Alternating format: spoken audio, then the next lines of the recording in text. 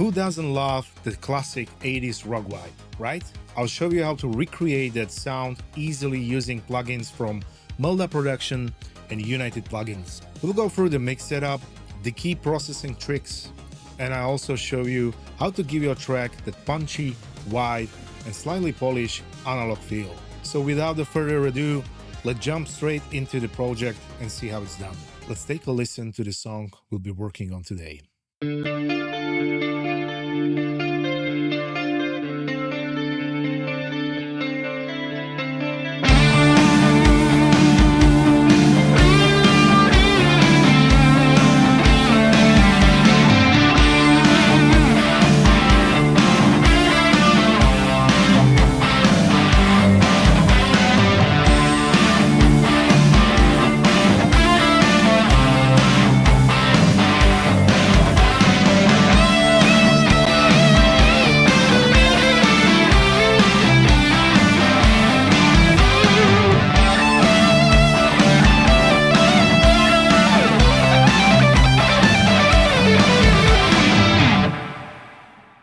We will start with the drums. I'm using MDrummer along with the Drum Tornado 2023 expansion pack.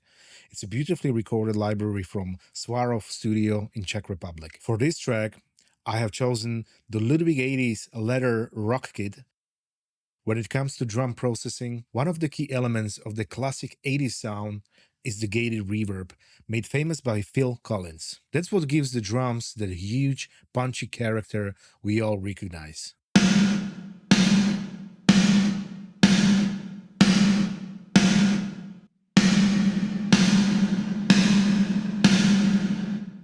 Let me show you how you can set up such a reverb. On a send track, I have a beautiful, lush reverb called Verbum from Sound Device Digital. What you want to do is have a little longer decay, something like 3 seconds is totally enough. After the reverb, you need to use some sort of a gate, which you sidechain with the actual snare drum. My settings are really quick attack. To set up the release, you need to listen to the tempo of the song, what fits the groove, etc. In Cubase, I activated the sidechain and I routed the snare into this gate. Now let's talk about the bass. In 80s rock, the bass often has a gritty tone, not too much low end, but plenty of punch in the low mids, with a touch of chorus to add width.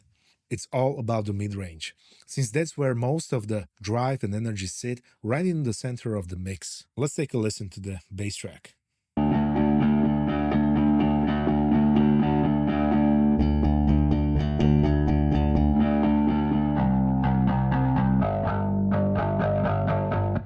Moving on to the guitars. The setup is simple.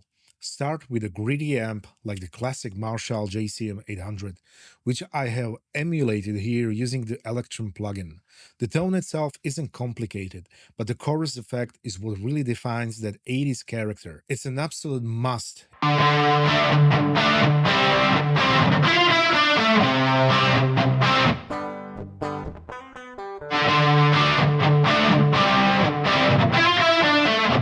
For the solo guitar, I prefer using chorus and delay and reverbs as a sound effects instead of inserts. That way, the mix stays cleaner and you have much more control over the depth and width.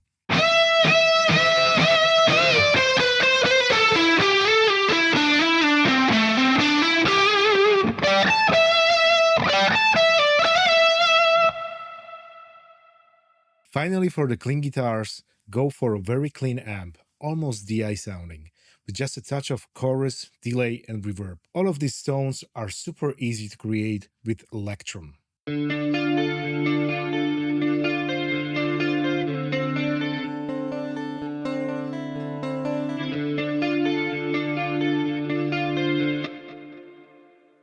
To glue everything together, I'm adding a beautiful reverb called Verbum on a sand across the whole mix.